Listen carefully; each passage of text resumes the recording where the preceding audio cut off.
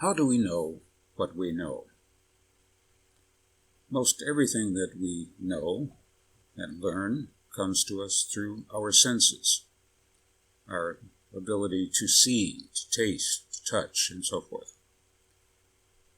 But some of what we know, or think we know, is produced within our minds and is conditioned and shaped by our attitudes and our preferences, by our affinities, likes and dislikes, by our community and our culture. So, how do we know what we know, and how do we know what we know is true? How do we know what we know? This is an age-old question that students of philosophy and science and religion have wrestled with for ages. The technical name for this kind of inquiry is epistemology, from the Greek episteme, meaning knowing or understanding, and logos, meaning, in this case, the study of or understanding of. Now, there's a whole category of knowledge which we can term technical or useful knowledge, everything from driving a car to reading a book, cooking supper, doing our jobs. This type of knowledge we typically understand as skill. What we might call ethical epistemology, though, is concerned really for discovering something we would argue is far more important, though we can question how useful it is. But it lies in a different type of knowing. It's concerned for discovering ultimate meaning of our lives. Some of our skill set may assist us in discovering ultimate meaning. Playing the piano is a kind of skill. Playing it beautifully helps us hear new truth. If we are to discover truth, capital T, we must become critically reflective about who we are as persons, who we are as persons in relationship with others, about our values and opinions, about our worldviews, and what it means to be a living creature in this vast reality in which we find ourselves. Indeed, as persons of faith, affirming the reality of God having called us to obedience, as seekers of truth, we need to seek in terms of our own lives and the life of the world what is the truth God would have us embody in all the complexity, in all the strains and opportunities of this time of being alive. Even concerning our faith, we need to critically discover why we think what we think and know what we know. As Socrates is reported to have said at his trial, defending himself against the charge of corrupting the youth of Athens, the unexamined life is not worth living. Now, his judges decided that the unexamined life was precisely what would keep them in power, would keep the youth constrained, would keep life steady and comfortably boring. So to fix the situation, they gave him a lethal cocktail of hemlock to drink. The search for truth is not necessarily safe or easy. It would be easy to get into the philosophical weeds if we were to pursue all the dimensions of this branch of study known as epistemology. But let's stay out on the manicured lawn and leave the untended margins to the philosophical wonks. We don't need to go into the weeds to consider the value of asking basic questions about what we know, how we know what we know, and how especially to discern what is worth knowing. Ancient traditions, from the Bhagavad Gita to the teachings of Plato to the distillations of Aristotle, taught the concepts of the good, the beautiful, and the true. that indeed all that was worth knowing in life was what is good, what is beautiful, what is true. And they were called the three primary categories of knowledge. And our Presbyterian tradition takes the good, the true, and the beautiful stuff pretty seriously itself. Truth is in order to goodness is one of the foundational principles of our denomination's charter. And beauty, that is, beauty in the ideal sense, in the ultimate sense, is the product of our practicing truth and goodness. The good, the beautiful, and the true, we could say for the purposes of this discussion, are the things worth knowing. So, what is the key to knowing them? In fact, what can we know at all? What can we know with certainty?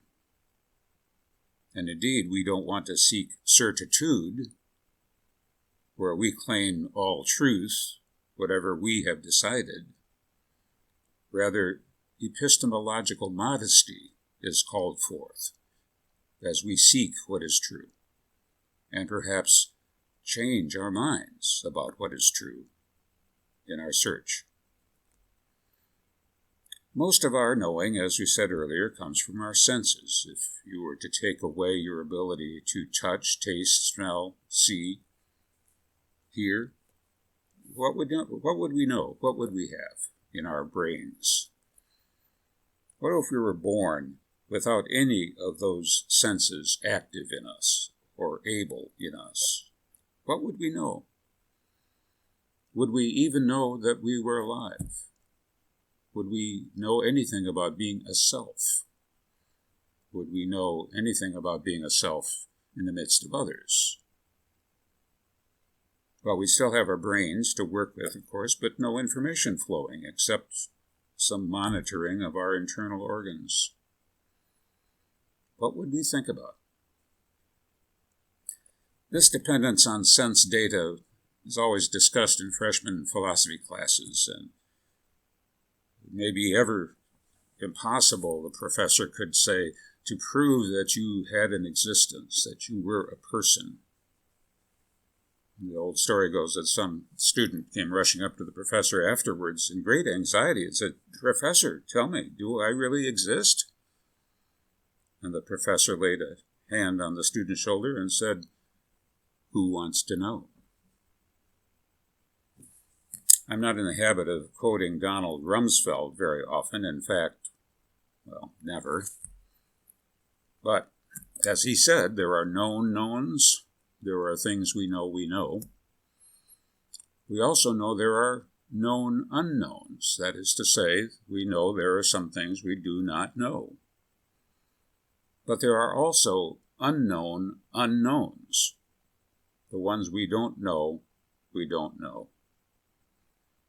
And shall we add, as imperfect creatures with at best only partial understandings of anything we know, the good, the true, and the beautiful remain seekings on our part. Much of what we're sure we know is actually, fairly tentative. It's rather a moving target. It moves because there are differences between our perceptions as young persons about life and what we see, know, and understand as older persons after having lived a long life. It moves because culture evolves, and with that evolution, so do we in our thinking. And most importantly, we are changed in mind and heart by the relationships that we develop and that nourish us, and that we in turn respond to nourishing others. Nothing changes what we know more than knowing others, or indeed coming to know ourselves as they assist us in knowing ourselves. What we think we know about the other, the stranger, the foreigner, someone with whom we've had no experience, what we know about them from a distance is ludicrously limited and artificial and often prejudicial. Encountering somebody else, engaging them, well, it changes everything, doesn't it? Meanwhile, we live in a time that what is good, beautiful, and true, have become points of wild and vigorous disagreement. Some bitter lessons about this have been learned in the past several years. Sam has gotten tired of me interrupting newscasts with my saying, "Where do these people come from?" I feel like I live in an alien culture sometimes, that what I know is radically different from what these other folks know. I feel like the assumed norms about facts and truth, decency and beauty have dissolved in some political acid. These cultural, social, racial, and political disagreements have exposed how shape-shifting our perceptions of truth, goodness, and beauty can be, and how many influences and pressures and opportunities can alter our understandings. How easy it becomes to be distracted and feel unmoored and indeed fearful. So how do we know what we know? Well, as Christians, we have a received tradition of truth. Now, parts of a received tradition are fundamental and parts really aren't. We are in dialogue always with our past, with our traditions. And we are living in a constantly unfolding future, so we must reflect on what holds us to past truths and what no longer can. Opening ourselves, therefore, perhaps discovering nuances of new truth, new conviction, new opportunities that in turn change our way of thinking. So how do we know what we know? Critical thinking is fraught with complexity, and we find it difficult, if not impossible, to escape who we have become, and therefore think critically about who we shall become. I read somewhere that back in the late 18th century, there was a fad among the gentry to go for open buggy rides through the countryside on a beautiful summer or fall afternoon, and carry with them modest-sized picture frames through which they would look at the scenery. It was a way of taking a kind of mental picture of a landscape without a camera. And of course, that's what a camera does. When you watch a movie, you only see what the director of the movie wants you to see. You don't, for instance, see all the equipment that goes into movie making, the dollies, the cameras, the lights. You only see what's in the frame. And each of us has mental, emotional, and spiritual frames through which we see the world and interpret what we see. And by see, I mean know, understand, identify with, all the aspects of knowing. We tend to learn most easily and eagerly that which we find attractive, what we like, what we're drawn to. That's how frames work. They keep confined within a small mental arena the story that we believe should unfold with ourselves as the heroes or the victims, the movers or the moved. Think about what constitute the frames through which we bring our world into focus. Here's a little cartoon of Calvin and Hobbes that may explain to us or give an example to us of how narrow those frames can be, how preferential they can be. So how do we know what we know? Well, here are two propositions that I think are productive of a truthful way of knowing. These are based on faith. They can't be proven. There is no test tube out of which the conclusion will bubble. No litmus paper that will show one color or another to validate what I'm about to say. How do we know what we know? We have to have a foundation to start our thinking upon. So, two propositions that are fruitful ways of thinking about what we know and why do we know it. and what is worth knowing. First, to the extent that we as imperfect creatures can know any truth, we can only grow to know it relationally. That is, knowing is an interpersonal, social process. And secondly, what makes interpersonal relationships possible, durable, and faithful is the discipline of love. Love is the foundation of relationship, and relationship is fundamental to knowing. And all this is strongly reflected in Scripture, which, of course, is part of our received tradition. The first reading I want you to look at is from Deuteronomy, and whereas the word know or knowing does not appear as a word in this text, it is all about declaring what we need to remember, what we know, and how that knowing should permeate every breath we take, and how that knowing should, in all respects, by example and by teaching, be passed on to our youngsters.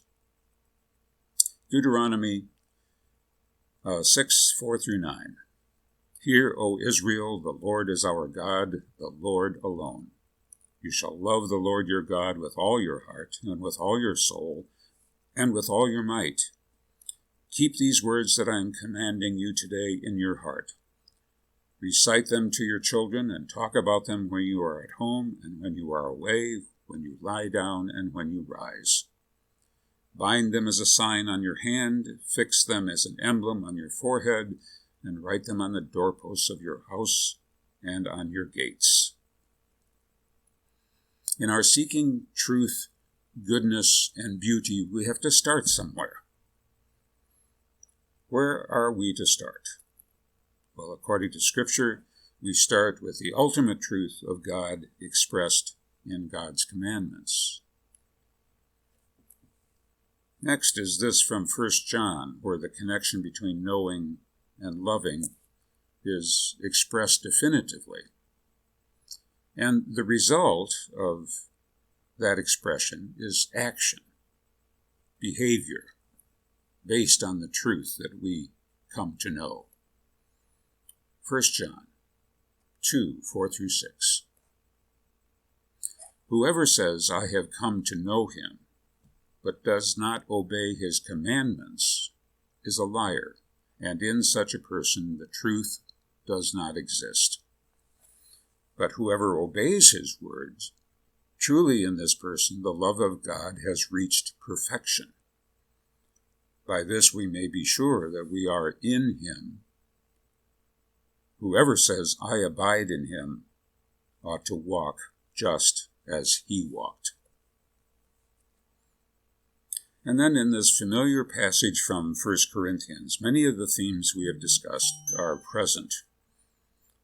It's about love, of course, but it's also about time and change, and perhaps the evolution of our understanding of what is true. It's profoundly about relationships, mutuality, reciprocity, and it's also an acknowledgement of the plight of our inadequacy, but the hope which lies beyond our seeking. 1 Corinthians 13. If I speak in the tongues of mortals and of angels, but do not have love, I am a noisy gong or a clanging cymbal. And if I have prophetic powers and understand all mysteries and all knowledge, and if I have all faith so as to remove mountains, but do not have love, I am nothing. If I give away all my possessions, and if I hand over my body so that I may boast, but do not have love, I gain nothing. Love is patient, love is kind, love is not envious or boastful or arrogant or rude. It does not insist on its own way, it is not irritable or resentful. It does not rejoice in wrongdoing, but rejoices in the truth. It bears all things, believes all things, hopes all things, endures all things. Love never ends. But as for prophecies, they will come to an end. As for tongues, they will cease. As for knowledge, it will come to an end. For we know only in part, and we prophesy only in part. But when the complete comes, the partial will come to an end.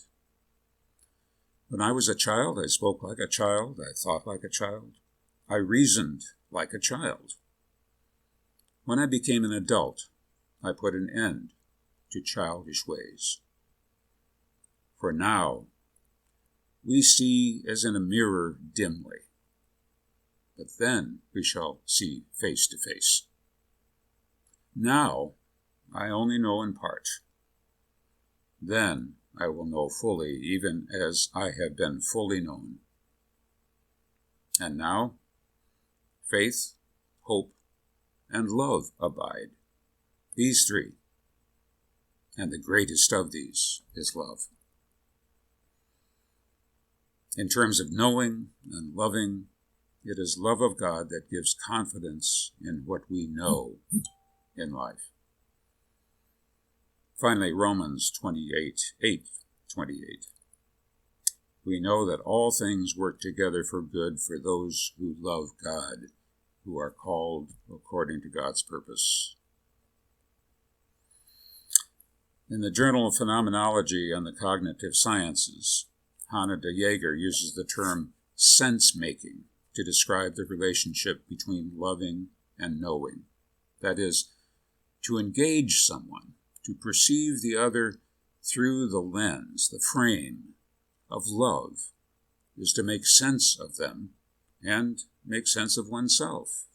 For we can only understand, know, anything true relationally.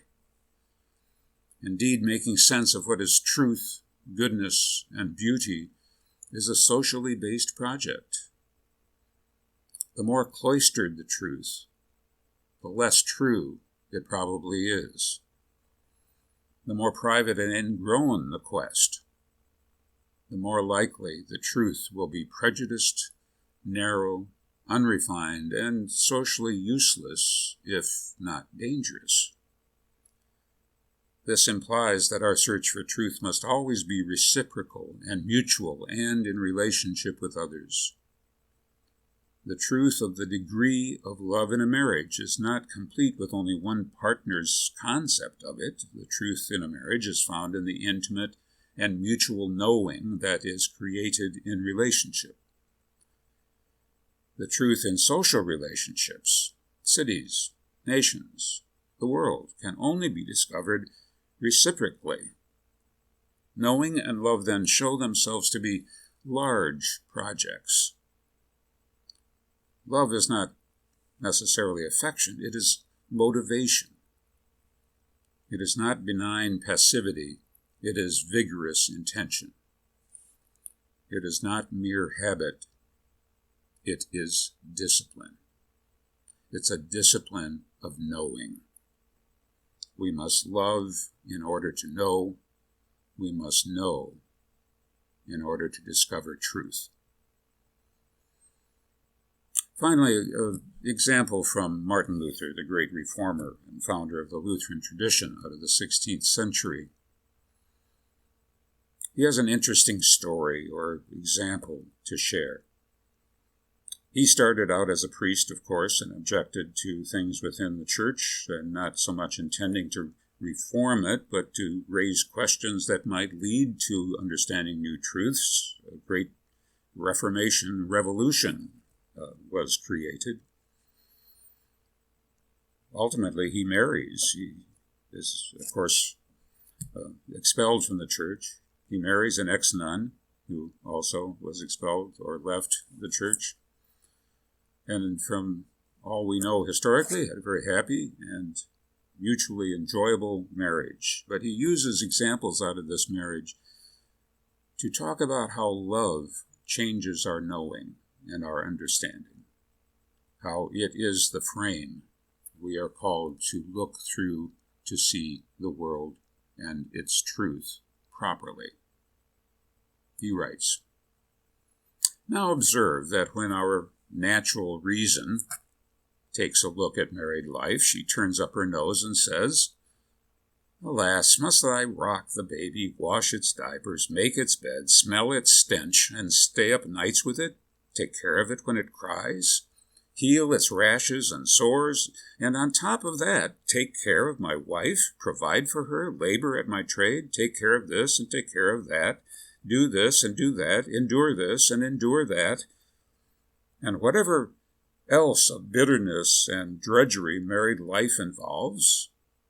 Why should I make such a prisoner of myself? Oh, you poor wretched fellow, have you taken a wife? Fie, fie upon such wretchedness and bitterness. It is better to remain free and lead a peaceful, carefree life. I will become a priest or a nun and compel my children to do likewise."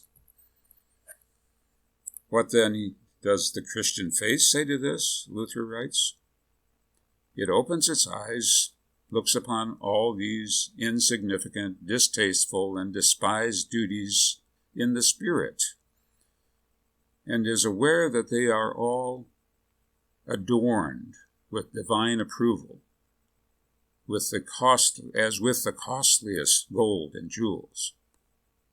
It says, "O God, because I am certain that you have created me as a man and have from my body begotten this child, I also know for certain that it meets with your perfect pleasure.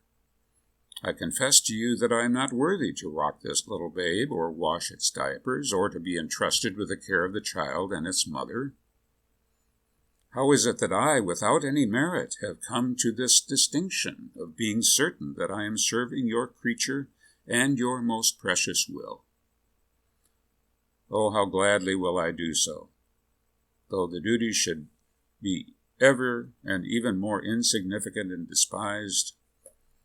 Neither frost nor heat, neither drudgery nor labor will distress or dissuade me, for I am certain it is thus pleasing in your sight."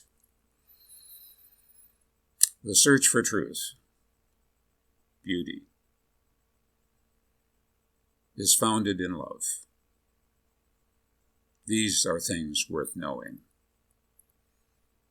But the greatest of these is love.